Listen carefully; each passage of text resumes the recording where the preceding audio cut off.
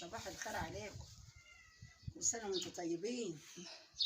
نعمل بقى شوية زبدية كده، بنقول عليها زبدية ولا شوية زبادي كده النهاردة بتبقى حلوة خالص.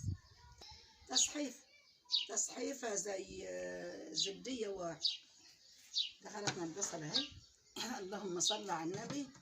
ودي شوية شبارة هم وياك وعسل اهم، بالصلاة على حضرة النبي، حاجة حلوة خالص.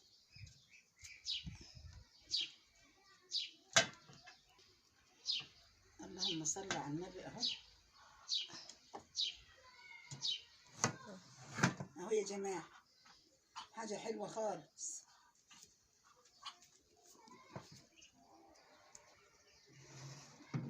اللهم صل على النبي. هذا التصحيفة اللي احنا هنعملها عسل اهي، اجعلها بالهنا والعافية على كل من ياكل منه، بألف هنا وعافية. تبقى حلوة بقى في الفرن الجاش دي، بتبقى آخر حلاوة. طبعا بيبقى لها طعم تاني، انتوا عارفين الحاجة يعني، الفلاحين وعمايلهم أحلى حاجة. طبعا احنا في البيت البلد اهو، البيت بتاعنا القديم اهو يا جماعة. اللهم صل على النبي. مقلين لها اهي حبة تقليه زي السكر، بالصلاة على الحبيب. اللهم صل على حضرة النبي، اللهم صل على النبي. ودي الملح اهو، بالصلاة على حضرة النبي. يجعلها بالهنا والعافية على كل من ياكل منه، حاجة حلوة خالص اهي. اللهم صل على النبي. طبعا بقى نشيلها ونحطها في الفرن، يطلع بقى ليه. طبعا انتوا عارفين التسوية هنا، والفرن ده له نفس يعني حلو خالص في كل حاجة. احنا بنعمل في كل حاجة، نشوي السمك، نخبز فيه عيش غلي، نعمل رحالي، قرصتين، كل الفرن ده هو اللي له علينا. طبعا احنا في البيت القديم اهو يا جماعة. السمك كتير على اللحوم قلنا ننقصها شوية اهو. اللهم صل على النبي.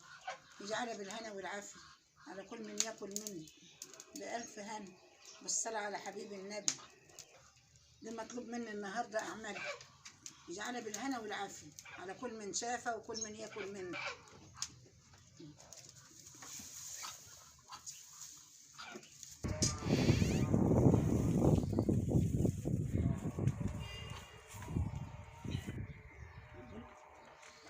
طبعا قبل ما احط في الفرن الاكل ده، بحب اولع كده الاول يسخن حلو كده، عشان ايه الاكل ما يتعفرش ولا حاجه. زي ما انتوا شايفين كده اهو، ده القش اهوت، وبنولع في الفرن اهو اهو، بالصلاه على النبي.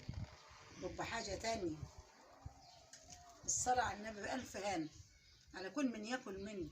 طبعا الحاجه اللي طالباه عايزاها في الفرن القش دي، تقول بيبقى نفسها حلو وريحتها حلوه رغم ان بيبقى يعني فيه دخانه وكده، بس بيبقى جميل خالص وطعمه حلو خالص، وبألف هنا وعافيه لكل من ياكل منه.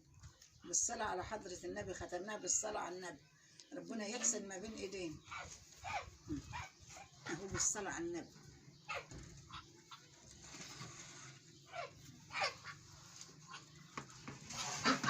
الناس اللي عارفة الفلاحين، الناس اللي زي حالتنا كده طبعا، اللي شجيوا هم اللي عارفين قيمة الفرن الفلاحي البلدي دي، والحاجة بتبقى حلوة فيه. بالصلاة على حضرة النبي.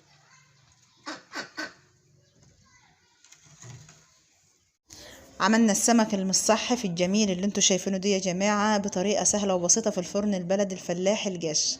طبعا الاوردر ده مطلوب مننا، واللي عايزاه في الفرن البلد، عشان كنا عاملين لها قبل كده. قالت يا حاجة جميلة انا عايزة نفس الفرن ونفس الطعم ونفس الريحة الجميلة اللي انتوا شايفينها دي. بسم الله ما شاء الله. احنا عملناها كتير على فكرة لناس كتير، وعملناها لنا، وكل ما حد بيطلب مننا يا جماعة بنعمله اللي هم عايزينه. وقالت لي صوري يا صور عشان اشوف السمك بتاعي، يعني هي بتحسب اللي انا عامله لها في الغاز. قلت لها بجد هنعمله لك في الفرن البلدي، جت تصوري. قلت لها حاضر. قلت لها اصلا انت هتشميه وهتعرفيه البلدي بلدي، هتعرفي الريحه وتعرفي الشكل وتعرفي كل حاجه. جاله بالهنا والعافيه لكل اللي ياكل منه.